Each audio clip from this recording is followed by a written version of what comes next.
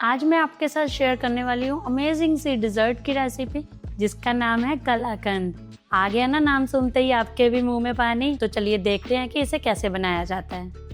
जैसे कि आज हम कलाकंद बना रहे हैं तो उसके लिए सबसे पहले एक बर्तन लेंगे, उसे गैस पर चढ़ा देते हैं। अब इसमें थोड़ा सा पानी ऐड कर देते हैं क्योंकि हम इसमें दूध गर्म करने वाले हैं ना, ताकि दूध नीचे से लगे ना।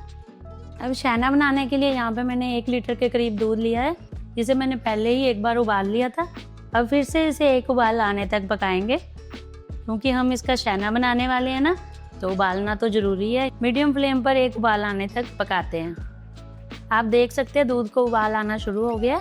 अब फ्लेम को मीडियम कर देंगे। अब फ्लेम को हमने बंद कर दिया है।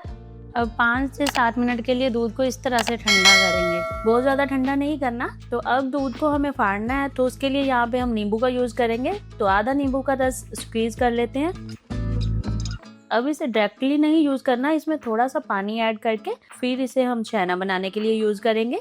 अब जैसे कि दूध पहले से काफ़ी ठंडा हो गया है, तो इस तरह से थोड़ा थोड़ा करके नींबू का रस डालेंगे। एकदम से सारा नींबू का रस नहीं डालना है, अदरवाइज क्या होगा, छेना जो है वो काफ़ी हार्ड बनेगा और कलाकंद में वो मार्केट वाला टेस्ट नहीं आएगा। तो इस तरह से कलछी से थोड़ा थोड़ा दूध उठाते जाएं और थोड़ा थोड़ा सिरप डालते जाएं, तो आपके पास एक परफेक्ट छेना तैयार हो जाएगा। अगर दूध ज़्यादा ठंडा हो गया है तो फिर से फ्लेम को थोड़ा सा ऑन कर लीजिए ताकि दूध थोड़ा गुनगुना हो जाए, और फिर थोड़ा थोड़ा करके नींबू का रस डालें तो फिर परफेक्ट छेना तैयार हो जाएगा। वैसे तो छेना पूरी तरह से रेडी है, लेकिन अभी एक स्टेप हमें करना है। क्या करना है, छन्नी के ऊपर इस तरह से कपड़ा लगा लेना है और ऊपर से सारा छेना डाल देना है ताकि छेना और पानी अलग हो जाए। अभी ये काफी गर्म है तो ये काम ध्यान से करिएगा। और हमने इसमें नींबू का यूज करा था ना, तो इसमें थोड़ा सा पानी डालकर इस तरह से अच्छे से हाथों से साफ कर लेंगे ताकि थोड़ा सा भी खट्टा ना रहे और छेना पूरी तरह से ठंडा हो जाए। 1-2 बार इस तरह से पानी डालते हुए इसे थोड़ा साफ कर लेंगे। पानी डालने के बाद भी अभी ये काफी गर्म है, तो इस तरह से ध्यान से कपड़े को उठाएं और थोड़ी सी गांठ वगैरह लगाकर कहीं पर टांग दीजिएगा ताकि छेना में से सारा पानी निकल जाए, बिल्कुल भी पानी ना बचे। अब इसका यूज कलाकंद के लिए कैसे करना है वो मैं वीडियो में आपको आगे बताऊंगी। देन यहाँ पे मैं कंडेंस मिल्क का यूज कर रही हूँ। अगर आप पैकेट के ऊपर ध्यान से देखें तो मिल्क मेड लिखा हुआ है, तो मिल्क मेड और कंडेंस मिल्क एक ही चीज है, तो इसमें कोई भी कंफ्यूजन ना रखे। तो इसका यूज हम कलाकंद बनाने के लिए करेंगे। आप ध्यान से देखिए, तो 1 कप से थोड़ा सा कम ही मैं इसका यूज कर रही हूँ, यानी 200 ml के आसपास कंडेंस मिल्क चाहिए हमें। अब इसे साइड पर रख देते हैं। और जो छेना हमने तैयार करके रखा था वो भी पूरी तरह से सेट हो गया है, तो अब फटाफट से कलाकंद बना लेते हैं।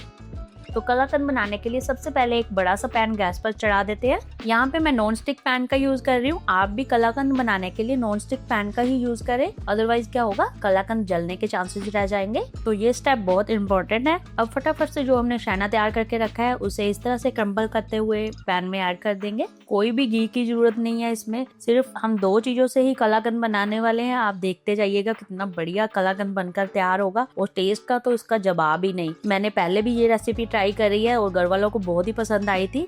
और ऊपर से इस तरह से स्पैचुला से मैश करते जाएंगे और फ्लेम को बिल्कुल लो रखना है, यहाँ पे मीडियम या हाई बिल्कुल नहीं रखना। और इसी के साथ जो कंडेंस मिल्क हमने डाल कर रखा था वो ऐड कर रही हूँ मैं, और इस तरह से स्पैचुला से अच्छे से मिक्स करते जाएंगे। और लो फ्लेम पर इसे तब तक पकाना है जब तक कि ये थोड़ा सा ड्राई ना हो जाए। मुश्किल से 10 से 12 मिनट लगेंगे। हो सकता है इससे थोड़ा सा कम ही समय लगे, लेकिन इससे ज्यादा बिल्कुल भी समय नहीं लगता।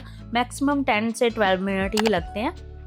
तो इस तरह से आप देख सकते हैं थोड़ा सा ये दानेदार फॉर्म में आ गया है। तो इसी स्टेज पर अब थोड़ा सा इलायची पाउडर ऐड कर देंगे, जो बिल्कुल ऑप्शनल है। अगर आपके पास है तो जरूर ऐड करिएगा, अदरवाइज सिंपल भी आप कलाकंद बनाएंगे ना तब भी ये बहुत टेस्टी बनती है, यकीन मानिएगा। तो अब लास्ट में, ये मेरी चॉइस है, ये आप कहेंगे कि आपने तो बोला सिर्फ 2 चीजों से बना रहे हैं, लेकिन मेरा मन करा कि मेरे पास रोज एसेंस था तो इसलिए मैं थोड़ा सा रोज एसेंस भी डाल रही हूँ। ये बिल्कुल ऑप्शनल है, ये दोनों चीजें, इलायची पाउडर और रोज एसेंस बिल्कुल ऑप्शनल है। तो आप चाहो तो डाल सकते हैं, अदरवाइज आप बिल्कुल स्किप कर दें। तो इस तरह से फिर से एक बार स्पैचुला से अच्छे से मिक्स कर देंगे और मुश्किल से 2 से 3 मिनट के लिए पकाएंगे। तो इस तरह से स्पैचुला से लगातार चलाते रहें और फ्लेम को लो ही रखना है। ये चीज मैं आपको बार बार याद दिला रही हूँ, हाई फ्लेम पे इसे बिल्कुल ना पकाएं। अब मैं आपको एक बार स्पैचुला से इस तरह से उठाकर दिखा रही हूँ। देखिए थोड़ा टाइम लग रहा है ना इसे गिरने में, तो यानी कि ये पूरी तरह से रेडी है, परफेक्ट टेक्सचर के साथ कलाकंद रेडी हुआ है। अब फ्लेम को हमने बंद कर दिया है और थोड़े टाइम के लिए इसे ठंडा होने के लिए छोड़ देंगे। अब जैसे कि ये पहले से थोड़ा ठंडा हो गया है तो इस तरह से एक प्लेट लेंगे और इसे देसी घी से मैं ग्रीस कर रही हूँ। इस तरह से बहुत ज्यादा घी का यूज नहीं करना, सिर्फ ग्रीस के लिए हमें घी चाहिए। मैंने आज थोड़ा सा ही कलाकंद बनाया क्योंकि रक्षाबंधन भी निकला है ना, तो काफी मिठाइयाँ घर पर पड़ी हुई थी, तो इसलिए मैं ज्यादा नहीं बना रही, तो थोड़ा सा ही बना रही हूँ। सिर्फ आपके साथ मुझे रेसिपी शेयर करनी थी तो इसलिए मैं कलाकंद बना रही हूँ। तो इस तरह से स्पैचुला से अच्छे से फ्लैट कर ले, यानी कि पूरी तरह से सेट कर ले। अगर आपके पास कोई स्टील की थाली हो तो उसमें भी आप सेट कर सकते हैं, अगर आपके पास एल्युमिनियम की ट्रे हो तो उसमें भी सेट कर सकते हैं। अगर कुछ भी नहीं है तो इस तरह की प्लेट चलेगी। क्योंकि काफ़ी कम कलाकंद हमने बनाई है तो इसलिए मैंने छोटी सी प्लेट में सेट करा है। अगर आप ज़्यादा बना रहे हो तो आप किसी बड़ी थाली में सेट कर सकते हैं। तो ऊपर से इस तरह से थोड़ा सा चांदी का वर्क लगा देंगे, इसे एकदम मार्केट वाली लुक देने के लिए। और ऊपर से कटे हुए पिस्ते के साथ गार्निश करेंगे, इसे अट्रैक्टिव से लुक देने के लिए।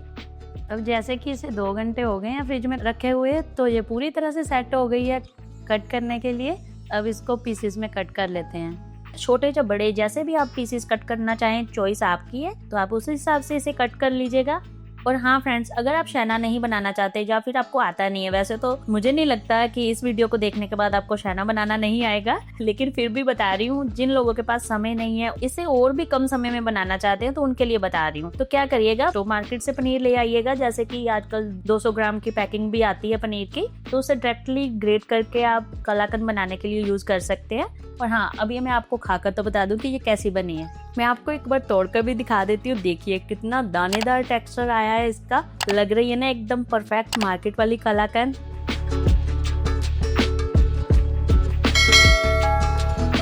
इसका टेस्ट इतना अच्छा है कि मैं तो इसके टेस्ट में ही खो गई। So yummy. अब आप इसे कब ट्राई करने वाले हैं मुझे कमेंट सेक्शन में ज़रूर बताइएगा, और एक प्यारा सा कमेंट जरूर करिएगा अगर आपको ये रेसिपी पसंद आई हो। अब आप इसे किसके लिए बनाने वाले हैं और कब बनाने वाले हैं मुझे कमेंट सेक्शन में ज़रूर बताएं।